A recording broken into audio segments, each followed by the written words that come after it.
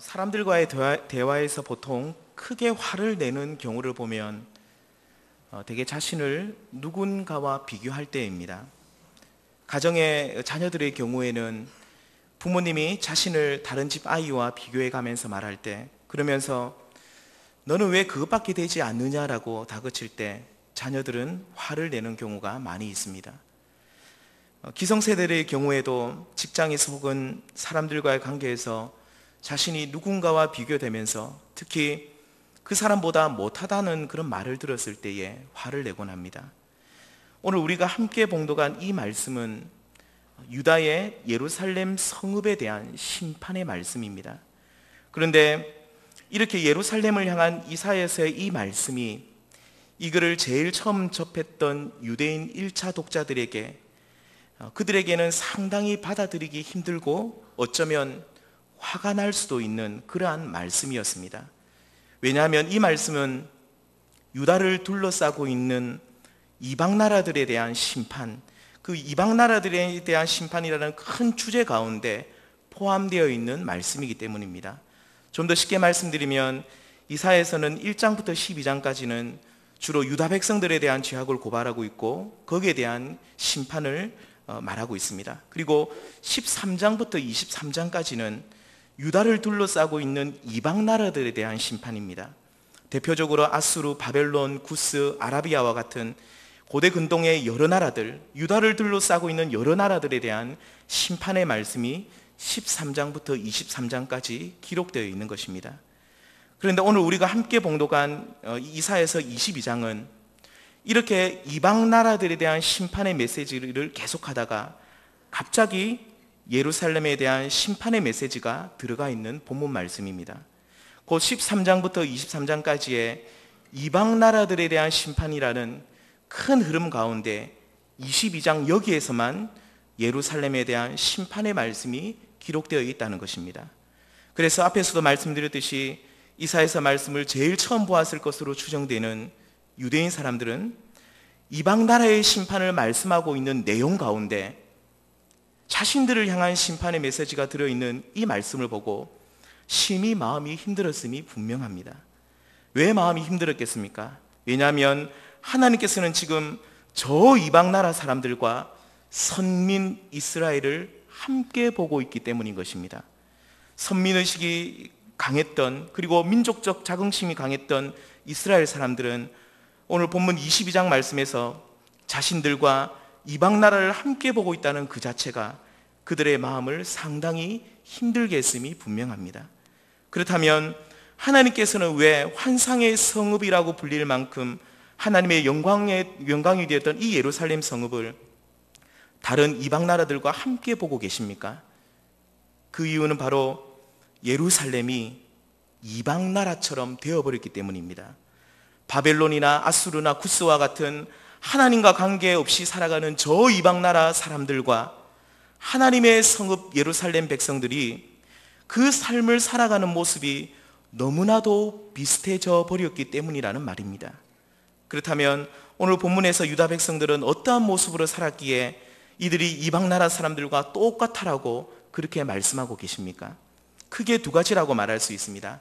그 첫 번째는 예루살렘 성읍 사람들은 고난 가운데서 하나님을 의지하지 않는 그러한 모습을 보였다는 것입니다. 오늘 본문의 배경은 주전 701년경에 아수르의 사네립이 예루살렘을 쳐들어와서 포위한 사건을 그 배경으로 하고 있습니다. 이렇게 이방 나라 사람들이 쳐들어왔을 때 예루살렘 사람들은 당황하지 않고 하나씩 전쟁을 준비하고 있는 것을 볼 수 있습니다.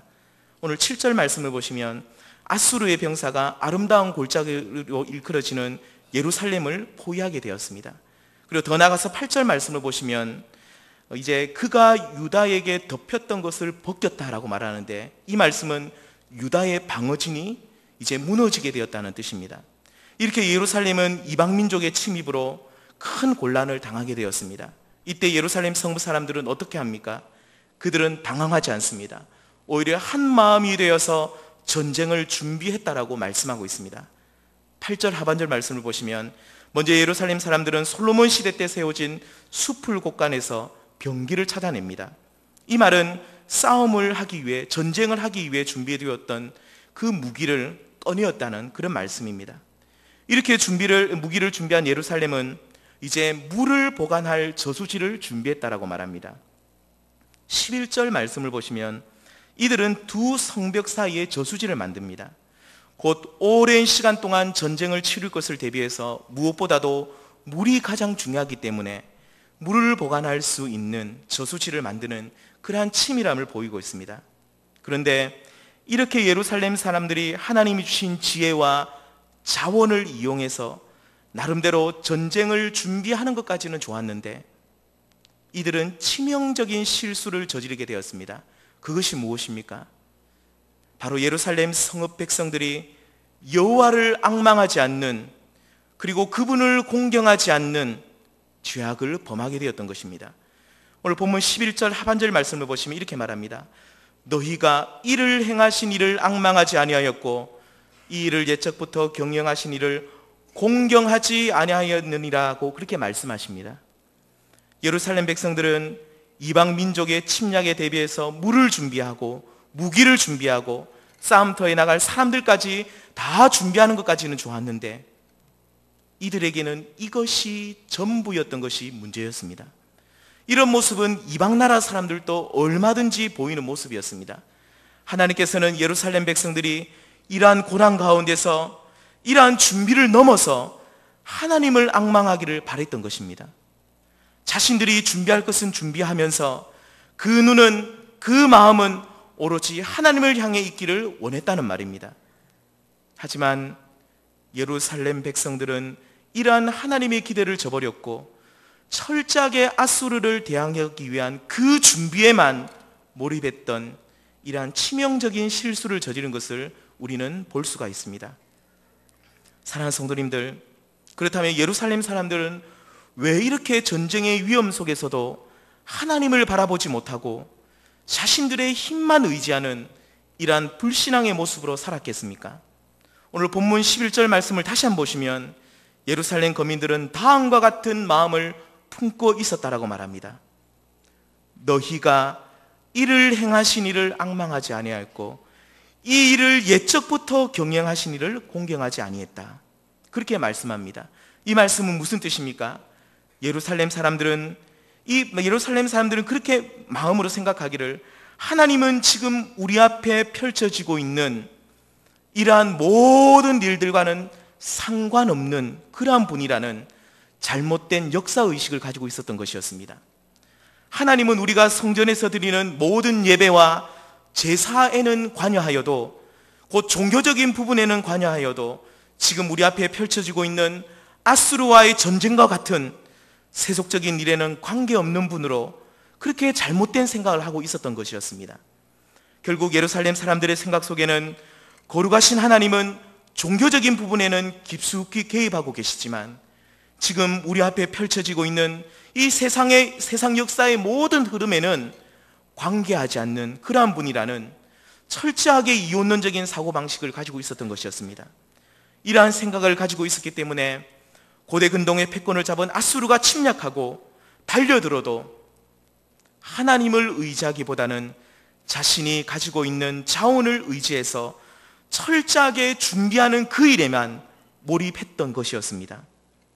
사랑하는 성도님들, 하나님은 잠잠히 계신 것 같지만 이 거대한 모든 역사의 주관자가 되심을 믿으시기를 바랍니다.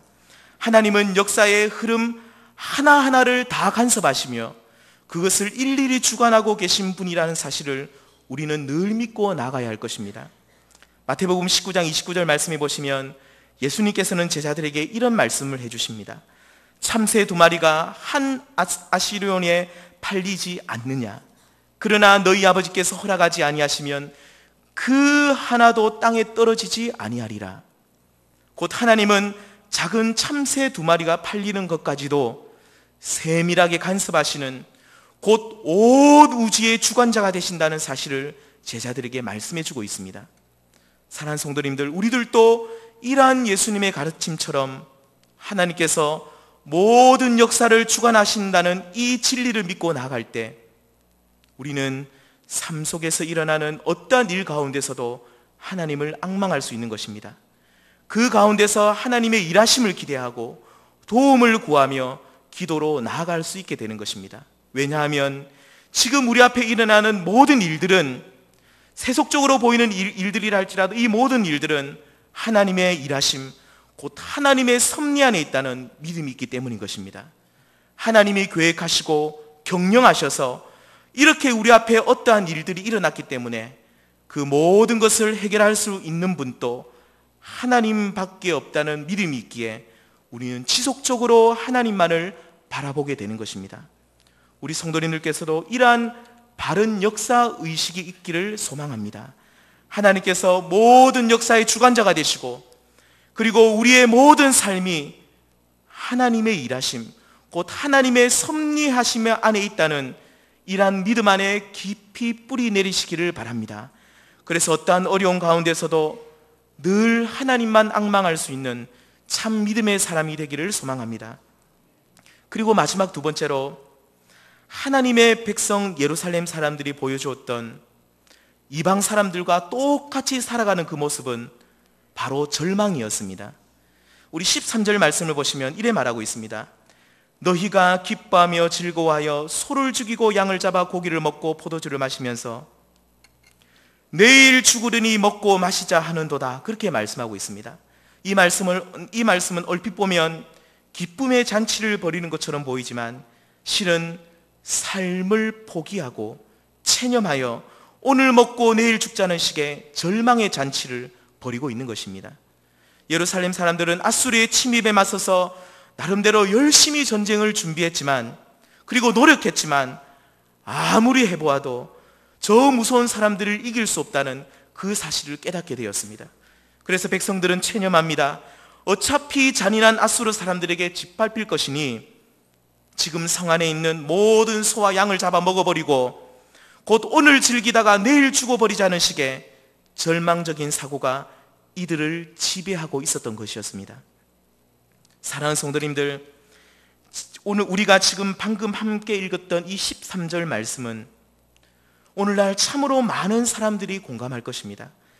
어차피 이래도 저래도 잘 되지 않는 인생, 오늘 즐기다가 내일 죽어버리자는 그런 식으로 말하면서, 그래서 안타깝게도 실제로 목숨을 끊어버리는 경우들이 참으로 많이 있습니다. 사랑하는 성도님들, 세상 사람들은 얼마든지 이렇게 살 수도 있습니다. 하지만 하나님을 믿는 성도가 이렇게 절망적인 모습으로 살아갈 때 하나님은 너무나도 싫어하신다는 이 사실을 꼭 기억하시길 바랍니다. 혹시나 우리가 이방인들과 똑같이 이제는 끝이라는 식의 절망적인 생각에 사로잡혀 생을 함부로 포기하려 하거나 삶을 함부로 허비하게 될 때 하나님은 우리가 정신 차릴 수 있도록 무서운 심판의 칼을 드신다는 사실 또한 꼭 기억하시기를 바랍니다. 그렇다면 우리는 이 말씀을 통해 무엇을 깨달아야 하겠습니까? 바로 하나님은 하나님의 백성들이 아무리 어렵고 힘든 일이 찾아와도 결코 절망해서는 안 된다라고 말씀해 주고 있습니다. 성도들도 사실 자녀들의 문제나 직장의 문제 아니면 사업의 문제로 인해서 참으로 힘들어하고 고통할 수 있습니다. 밤에 잠이 오지 않고 밥이 넘어가지 않고 너무나도 괴롭고 힘든 그런 시간들을 보낼 때가 있습니다. 하지만 세상 사람들과 하나님을 믿는 성도들의 가장 큰 차이는 이렇게 절망할 수도 있지만 힘들어할 수도 있지만, 그렇지만 그 마지막에는 결코 포기하지 않고 절망하지 않는다는 것입니다. 곧 그 안에 예수의 생명이 있다면 함부로 자신의 몸을 해하는 그러한 어리석은 행동은 하지 않을 것이며, 또 오늘 본문 13절 말씀처럼 오늘 즐기고 내일 죽자는 식의 이러한 극단적인 삶의 모습 또한 결코 선택하지 않을 것입니다. 오직 참 믿음을 가진 성도는 모두가 절망하는 그 자리에서 다시 일어나서 하나님을 앙망하는 사람들임을 믿으시기를 바랍니다. 모두가 너는 끝이다라고 말하는 그 자리에서 풀뿌리처럼 다시 일어나서 하나님만을 의지하는 사람임을 꼭 기억하시기를 바랍니다. 말씀을 맺겠습니다. 성도는 고난을 당할 때 세상 사람들과 곧 이방 나라의 백성들과는 그것을 대처하는 모습이 사뭇 달라야 합니다. 세상 사람들은 어려움이 오면 자신만 의지하고 아니면 오늘 즐기고 내일 죽자는 식의 절망적인 모습을 보일 수가 있습니다. 하지만 성도는, 하나님의 사람은 어려움의 때에, 고난의 때에 무엇보다도 역사의 주관자가 되시며 나의 삶을 친히 인도하시는 그 하나님을 의지하며 나가야 합니다. 하나님께서 이러한 고난을 허락하셨기에 이러한 고난의 문제 또한 해결해 줄 수 있다는 확신을 가지고 하나님만을 앙망하며 의지하는 믿음이 있어야 할 줄 믿습니다. 그리고 마지막으로 앞에서도 말씀드렸듯이 성도는 결코 절망하지 말아야 하며 오늘 즐기고 내일 죽자는 식의 절망적인 사고 또한 버려야 합니다. 오직 내가 다시 하나님께로 돌아가면 반드시 회복될 것이라는 믿음을 가지고 하나님께로 더 가까이 나가는 적극적인 믿음의 자세를 취해야 할 것입니다. 이렇게 우리 모든 성도님들께서는 어려움의 때에 절망하지 마시고 적극적인 믿음의 자세를 취하시고 그리고 역사를 주관하시며 나의 삶을 친히 인도해 가시는 그 하나님을 바라보시면서 고난 가운데서도 하나님만 의지하시면서 넉넉히 승리하시는 우리 모든 성도님들 되시길 간절히 소망합니다.